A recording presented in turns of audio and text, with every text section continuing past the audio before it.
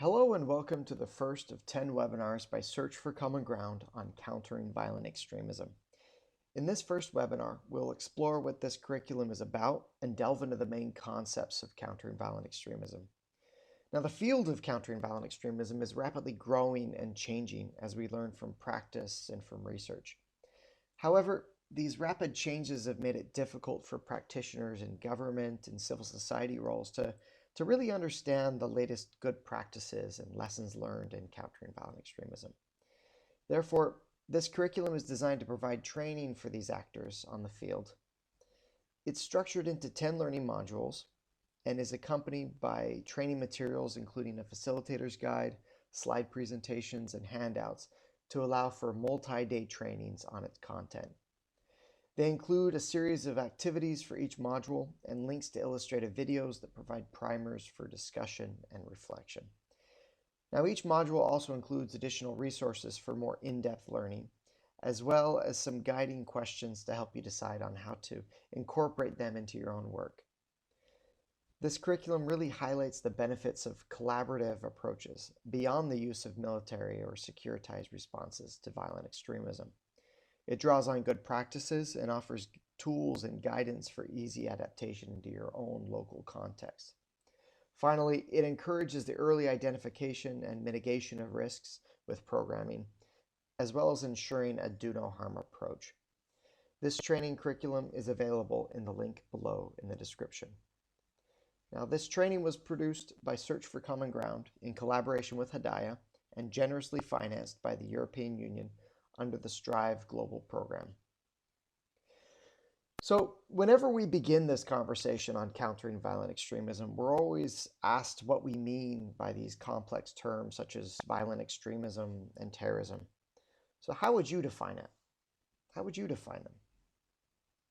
The reality is that there's really no mutually shared definition of these terms, and the way that we define them can actually affect the way that we work on addressing these problems.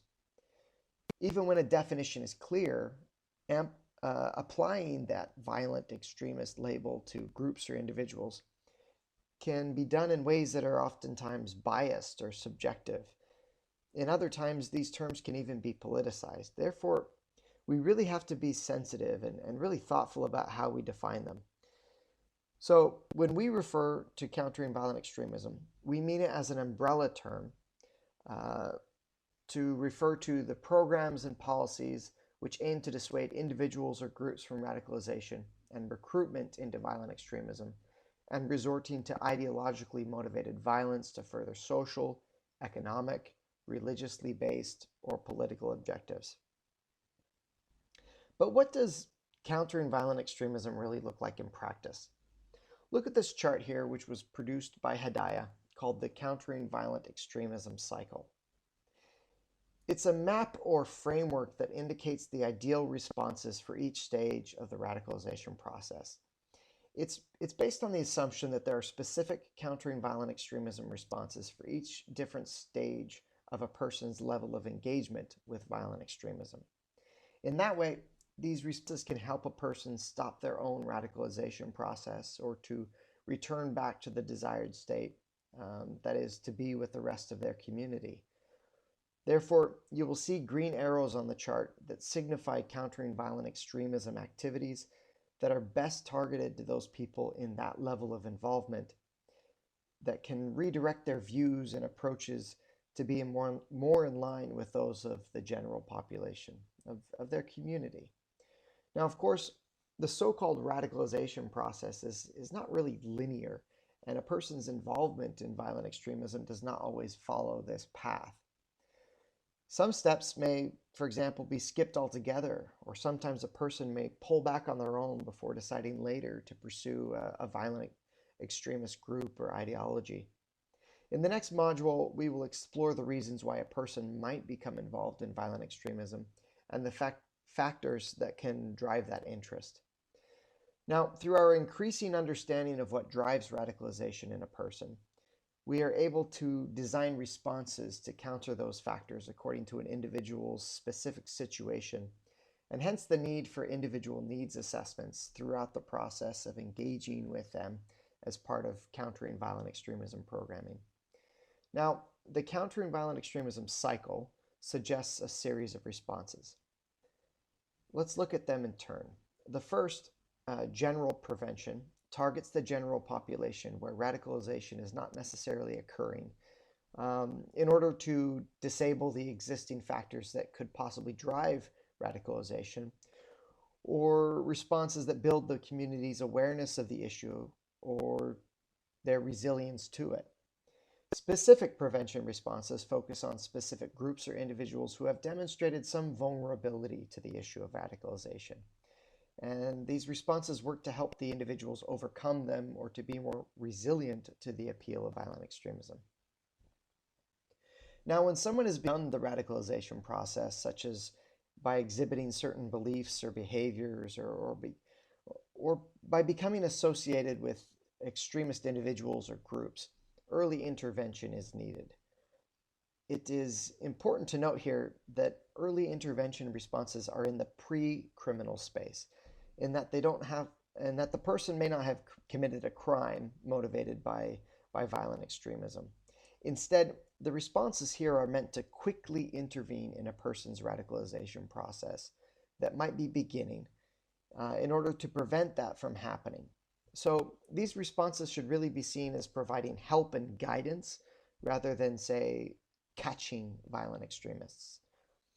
However, once a person has actually embraced a violent extremism ideology, or joined a violent extremist group, for example, different responses are now necessary.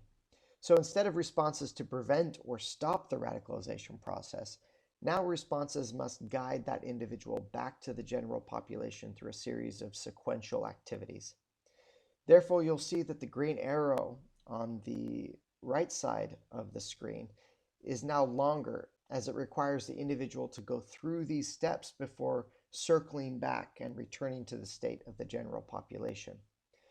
Of course, these steps will need to be customized according to that person's individual needs assessment, right?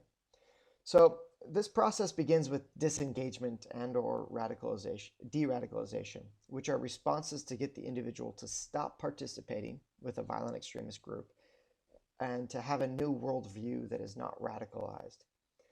Next, rehabilitation responses aim to restore the cognitive and behavioral norms of a person to help them prepare themselves for reintegration and to deal with issues that they might face.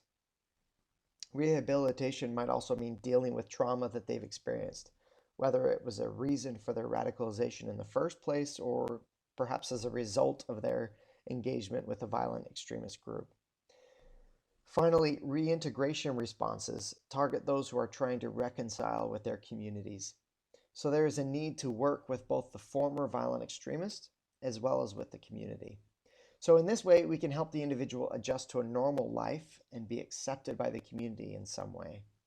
This is really about reducing the risk of their return, as well as to help prevent the individual from radicalizing again, especially due to continued or increased marginalization because of these things that they've done. Now, this is a very brief explanation of this, but it serves to give you an overview of what countering violent extremism looks like in theory and in practice. Now, this is related to counterterrorism, but it's very different. This is because counterterrorism is in the realm of coercive or non-coercive policies and programs that prevent and deny opportunities for violent extremist activity. These are also things that disrupt, arrest, prosecute, and even kill violent extremist groups and individuals. These traditional, coercive, and sometimes forceful counterterrorism measures are usually limited to government actors, such as the security forces of the military, but they can include other institutions. For example, with anti-terrorist financing, where you try to stop and identify and freeze the assets of violent extremist groups in order to stop their raising and use of funds. So in those cases, sometimes banking institutions, for example, are enlisted to help in that cause. But really, counterterrorism is in the realm of security forces like police and the military. But when we hear that term, countering violent extremism, there's often a lot of distrust in some of these communities that we want to work with, especially because of its relationship and its perceived relationship with counterterrorism. Sometimes the concerns about countering violent extremism can be valid, and sometimes they can also just be based on perceptions that perhaps are misconstrued in some way. For example, countering violent extremism has been criticized for marginalizing the target communities we want to work with. It's been accused of instrumentalizing them instead of enlisting them to solve their own issues and problems and the grievances that they really face. The field's been accused of securitizing other important efforts like social cohesion, peace building, or development. It's also been criticized, and sometimes appropriately, for having a difficulty in measuring success in what works in the field, although we've made many strides to really improve the way we monitor and evaluate our programming. And finally, countering violent extremism has been criticized of simply masquerading other fields and programs as countering violent extremism. For example, that means a particular development or educational or let's say even an employment program that's just simply labeled as countering violent extremism based on certain assumptions that they would have the kinds of impact that would reduce the threat to violent extremism. Now, sometimes these criticisms are valid, and sometimes they're based on perceptions. For these reasons, countering violent extremism as a field of practice is a sensitive field. All of these things are important, and in fact, it's best that we avoid the kinds of issues that we have here, and we do that by employing a do no harm approach. When we say a do no harm approach, we mean that it's an approach that is the practice of understanding how countering violent extremism efforts interact with local dynamics and relationships in ways that allow practitioners to mitigate or avoid negative, unintended consequences that may result from these efforts and to focus on positively influencing these dynamics and relationships. Now, through these webinars, we will share with you videos from around the world on countering violent extremism programming. In this video, the first one, which you can access by clicking on the picture on your screen, is about the Countering Violent Extremism program in Los Angeles, which was one of 3 American cities that piloted this field. Now, when you click on the link on your screen, watch the video for the kinds of challenges that they faced and how they overcame them.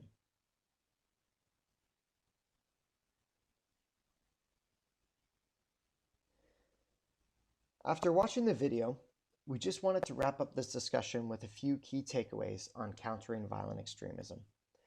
First, violent extremism is a complex problem, but we don't like to use the word phenomenon or say that it is somehow impossible to understand or address because we really have come a long way on understanding the process of radicalization or addressing the drivers of violent extremism in a particular area or context.